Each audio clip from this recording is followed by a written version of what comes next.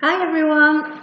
Time for the next chapter of our book, and this chapter is called Are You in the Bin, Gary?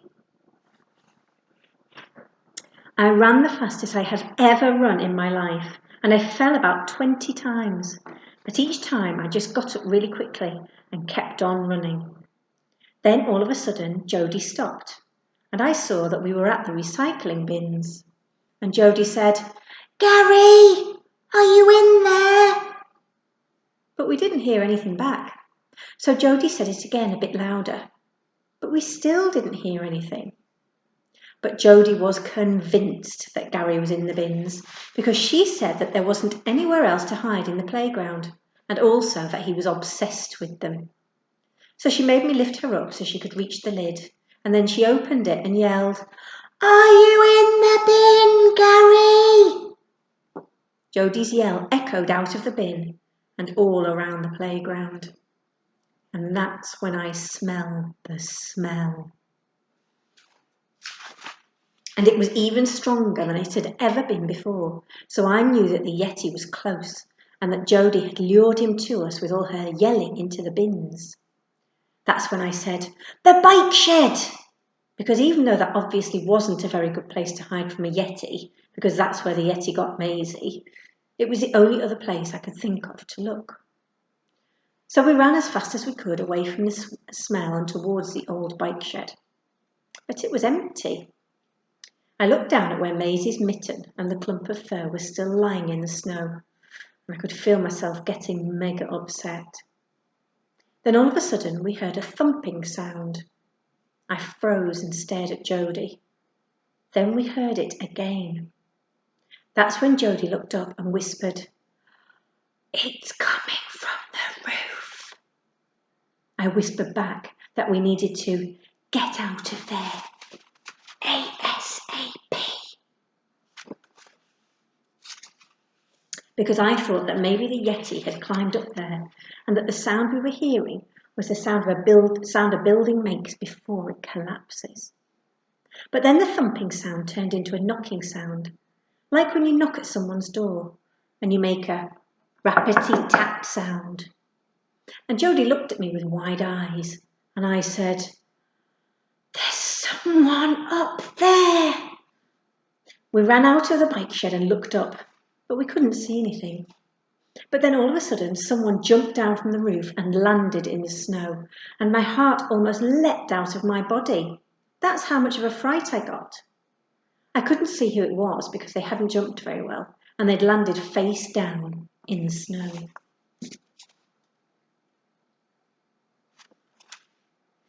But then the person stood up and wiped the snow off, and we saw that it was Gary! That's when Jodie said, Please tell me Zach's up there too. But Gary just shook his head because he couldn't speak because his teeth were chattering. And they were chattering so much that I thought he might have hypothermia, which is when you get really ill because of the cold. And Maisie always tells us that it's one of her mum's worst fears for her. And that's why she makes Maisie wear at least 3 pairs of socks, even in July. Gary was rubbing his hands together to keep warm. And that's when I noticed that he didn't have any gloves on, and also that his nose was bright red. So I took my gloves off and gave them to Gary because even though he always has cheesy, crisp fingers, I didn't want them to fall off because of frostbite. But Gary's hands were so cold that he couldn't even move them properly, so I had to put the gloves on for him. That's when Gary was eventually able to speak a bit. He said, Heard something behind cabin library, went to look, got lost in snow, so cold, so cold. And then his teeth started chattering again. So Jodie took off her scarf and wrapped it round his neck and said, We have to get him back. And then she lowered her voice a bit and said, He might not have long. And Gary must have heard because his eyes went wide and he tried to speak, but Jodie just said, Shh, and wrapped the scarf around his face and said, Save your energy for keeping warm. Don't try to talk. And then she gave me a bit of a look.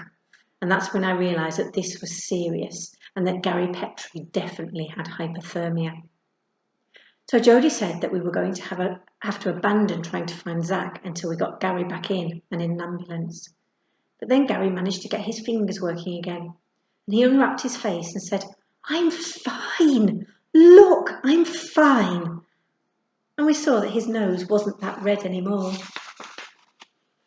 So then Jodie put her hand on Gary's head and closed her eyes, as if she was taking his temperature with her hand. And then Jodie said he was safe for now, but that she'd still need to keep an eye on him. And then Gary said, "I know where Zach is." And me and Jodie both gasped and said, "Where?" at exactly the same time. But Gary said that we wouldn't be able to see Zach unless he showed us, and that you could only see him from the roof of the bike shed. And he didn't say anything annoying or make any of his annoying faces, so we knew that he was serious. So we climbed up the fence and onto the roof. And as soon as we got up there, Gary said, "Lie flat, don't let it see you."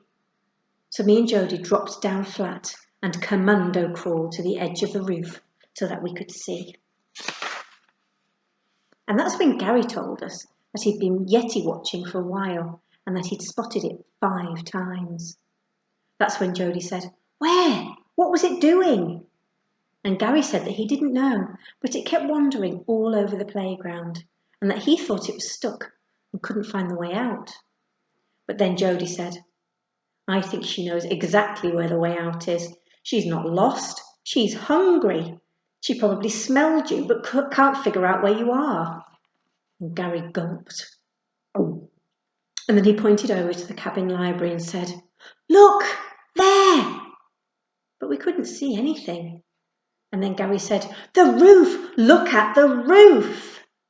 And that's when we saw Zach. And Jodie said, "Oh, he's alive!"